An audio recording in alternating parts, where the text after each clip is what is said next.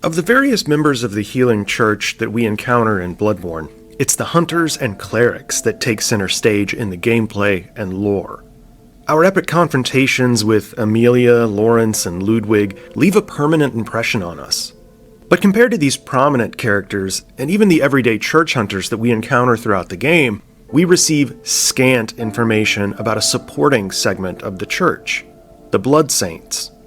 In this episode of Bite-Sized Bloodborne, we'll make the rounds through this often overlooked wing of the healing church and examine how the humble Blood Saints play a surprisingly significant role in Bloodborne's medical metaphor.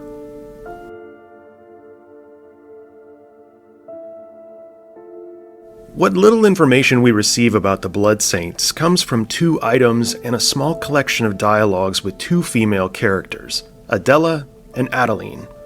Understandably, most of the attention that the lore community has paid to the Blood Saints has targeted their role as vessels or harborers of special blood.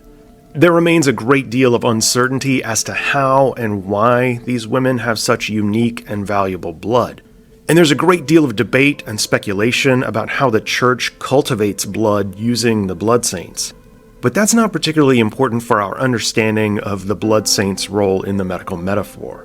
For that, we can rely on a variety of other small but meaningful details of the Blood Saints and their parent organization.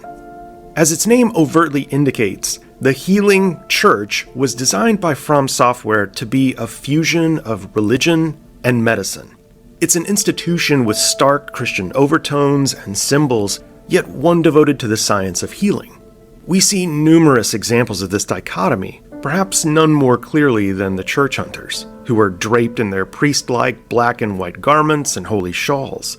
But as we saw in Part 6 of my series, An Agony of Effort, The True Story of Bloodborne, the increasing complexity in the design of the church hunter attire sets mirrors the evolution of medical attire in the 1800s. In real life, as medical and surgical science became more advanced, the attire of doctors and surgeons shifted from all black to all white, just like the basic church hunters wear black while the more sophisticated segment of church hunters wears white. We see this in the item descriptions, where the black church hunters are called elementary doctors who practice a sort of preventative medicine, whereas the superior white church hunters are called doctors and specialists. Recognizing the fundamental dichotomy of religion and medicine in the healing church allows us to form a basic idea about what the Blood Saints represent. Because the Blood Saints are subordinate to the doctor-like church hunters, and because the Blood Saints, we can assume, are all female, there's reason to believe that these saintly figures were inspired by the real-life nurses of the 18th and 19th centuries.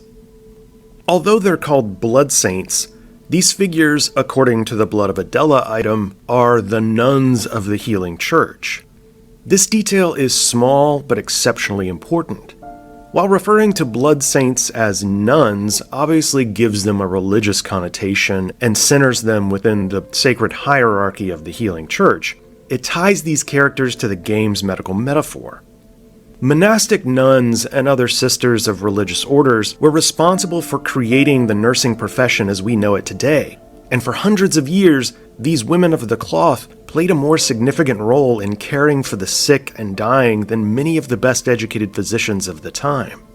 Scholars of the history of nursing generally credit the Daughters of Charity of St. Vincent de Paul, a religious order in France, as the originators of the nursing profession. Formed in the early 1600s, the Daughters of Charity were unlike the traditional Catholic nuns who vowed to live a life of poverty and celibacy within a convent. The Daughters of Charity were deemed sisters of a religious order who took individual vows to care for the poor. Their service as religious sisters included receiving instruction in divinity and how to care for the ill and infirm. In the 1800s, the group would establish a number of community hospitals and provide in-home visits to the sick in more than 24 parishes across France.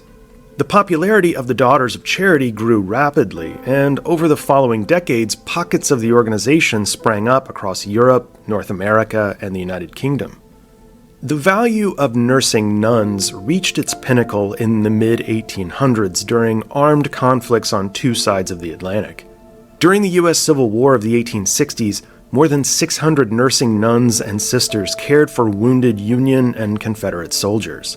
This came less than a decade after Florence Nightingale, the matriarch of modern nursing, along with her team of several dozen nursing sisters, tended to hundreds of wounded British soldiers in Istanbul during the Crimean War. Nuns were so closely associated with nursing that even in the late 1800s, after nursing became a professional trade with no religious affiliation, it was still common to refer to nurses throughout the English-speaking world as sister. The title of Sister Adela, a subservient figure to the hunter-doctors of the Healing Church, doesn't seem like it's based only on the religious aspects of the character. It seems like a dual reference to her status as a woman of the church and a metaphor for Victorian-era nurses. It's also quite possible that the dialogue muttered by the heavily bandaged huntsman's minion enemies, "So cold, dear sister," is something a pauper or a hospital patient would say to a passing nurse, hoping for aid, comfort, or warmth. As we noted at the start of the episode, the signature aspect of the blood saints is their harboring of special blood. Adela and Adeline, a current and a former nun of the Healing Church, give the player character their blood in an act of charity and gratitude. Why would From Software design the blood saints, these nuns of the Healing Church, as figures who do this, who give their own blood to the player character? This wasn't by accident. The nursing nuns and sisters of the 17th, 18th, and 19th centuries were often providing basic care to the destitute in an act of charity, as the name Daughters of Charity would attest. This might explain why, as Last Protagonist noted in his Japanese retranslations, the blood saints in the original Japanese are said to give alms of blood, the term alms being historically associated with religious-based charitable giving. Numerous works of Renaissance art depict the act of almsgiving by saints, giving money or sustenance to the needy. Arukimanya also notes in his breakdown of the blood of Adela that the original Japanese text strongly emphasizes that the blood of Adela is a blood offering, given willingly, which separates this item from most other blood consumables in the game. We're supposed to see the blood saints as charitable figures. But let's look closer at the act itself. In Christian theology, the giving of one's blood can be seen as symbolic of Christ's sacrifice to ensure the spiritual salvation of humanity. But as early as the 14th century, the act of giving one's blood became a symbol of charity, as depicted in the art, bestiaries, and architecture of the medieval and Renaissance eras, primarily taking the form of the pelican of all things. According to various ancient legends, the pelican was said to spear its own breast with its beak, using its blood either to feed its young during times of scarcity, or even to bring its dead chicks back to life. The spilling of its own blood symbolizes self-sacrifice and the power of divine blood in resurrection.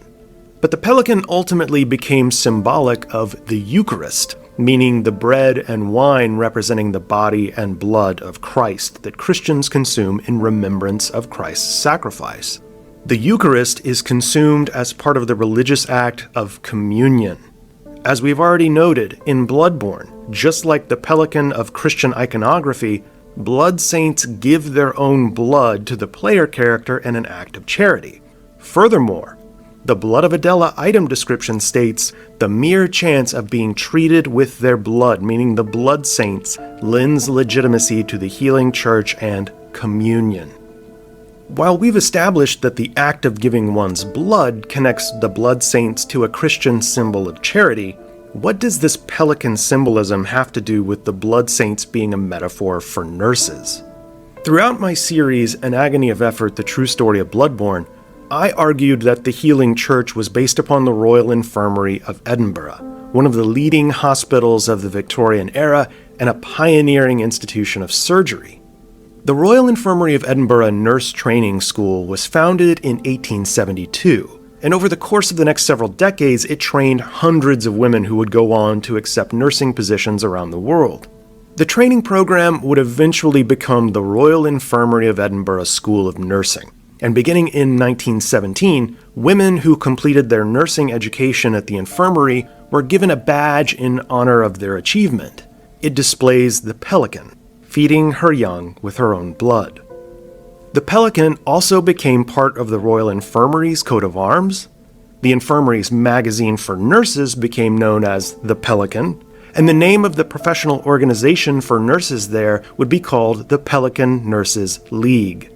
The Royal Infirmary archives described the decision to adopt the pelican name and symbol, stating, "The pelican is an ancient symbol of charity and sacrifice, and is shown on the badge as sitting on its nest, plucking its breast to feed its young with its own blood, symbolizing the nurse's dedication to the service of others."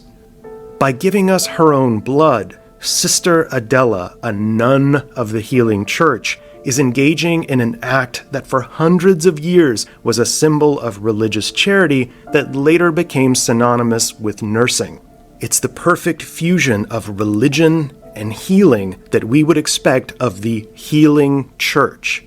And it's yet another strong piece of evidence that Bloodborne is telling us a clandestine story about medicine of a bygone era.